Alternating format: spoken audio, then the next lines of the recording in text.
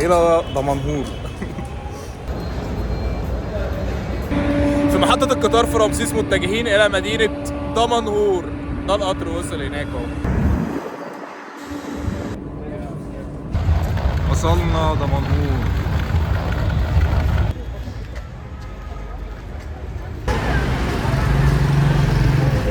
مصطفى قرر ان هو ياكل حباش. هو اصلا تقريبا جاي دمنهور مخصوص عشان ياكل حباش. افتح يا درش. شكله خطير.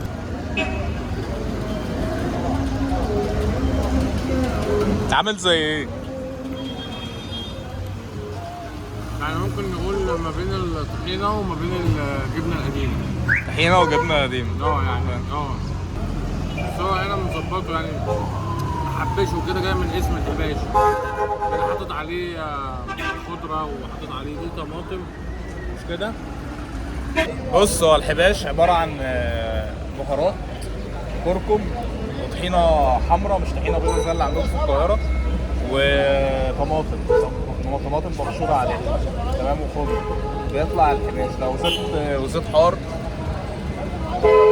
احنا جايبين على فكرة من عند أشهر واحد بتاع حباش في دمنهور اسمه حباش أم حسن. رحنا لغاية عنده في سوق ملوخية وجبنا من عنده عشان خاطر مصطفى كان نفسه يجرب أول الحباش من عنده. هنبدأ الجولة واحنا رايحين سوق المواشي، بس احنا رايحين سوق الخيل. يعني احنا رايحين علشان مصطفى عايز يشتري خيل عربي من هناك، خيل فلسطيني. فاحنا جايين من القاهرة مشوار لغاية هنا علشان نجيب خيل فلسطيني.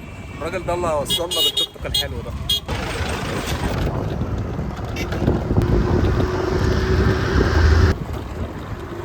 داخلين دلوقتي على سوق المواشي علشان نروح سوق الخيل اللي موجود بره دمنهور في كفر سرديس. الاول دي اول حاجه كده هنعملها. هو اكبر سوق للمواشي واكبر سوق للخيل تقريبا موجود في مصر. من قلب سوق المواشي بتاع دمنهور. نرحب بكم. ما تنساش تعمل سبسكرايب يا صاحبي.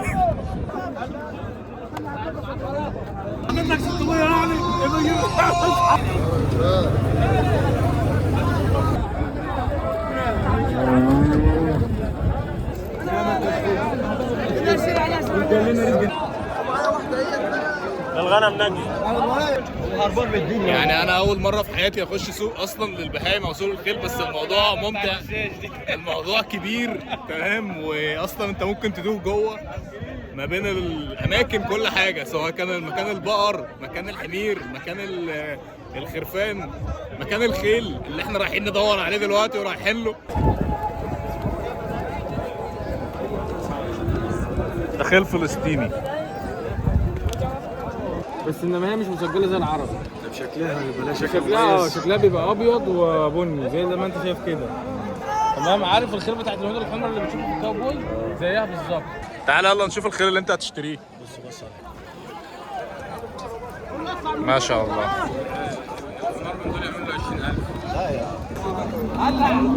ما شاء الله. انت كام ابو سلام؟ انت قد ايه يا ابو سلام؟ خشنا في الخمس اشهر ولا سنه. ما شاء الله. انت بص مع عليها انما محشود. هيك. هي واحد اصفر. يلا ربنا يرزقك فيه يا رب.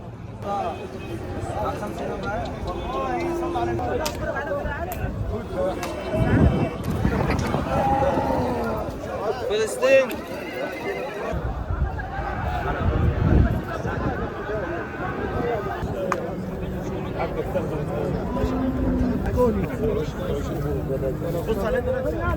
ما بين الخيل الفلسطيني والخيل البلدي، وما بين البقر البلدي وغيره والحاجات الكتير قوي دي.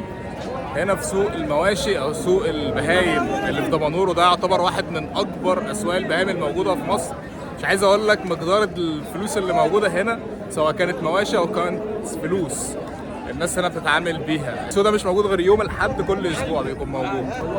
اهي صور. تقول اسمها ايه؟ سمنتال امريكا. سمنتال امريكا. اسمها مصطفى كمري على اليوتيوب. مصطفى كمري. بالقاف. هذا نوتشرانت. هي مثلا الاسبوع اللي جاي كده هتلاقي نازل. مصطفى كمري. ماشي. خالد ولا حبيبي.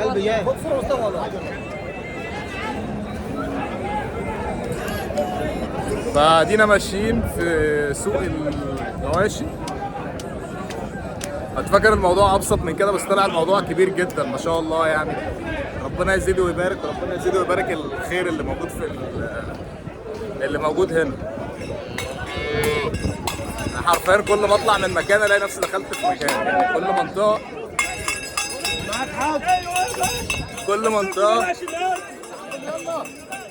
كل منطقة خاصة بحاجة. ارفع ايدك عبد اهو حبيبك اهو. ايوه ارفع ايدك فوق يا عبد انت مصري. الله اكبر.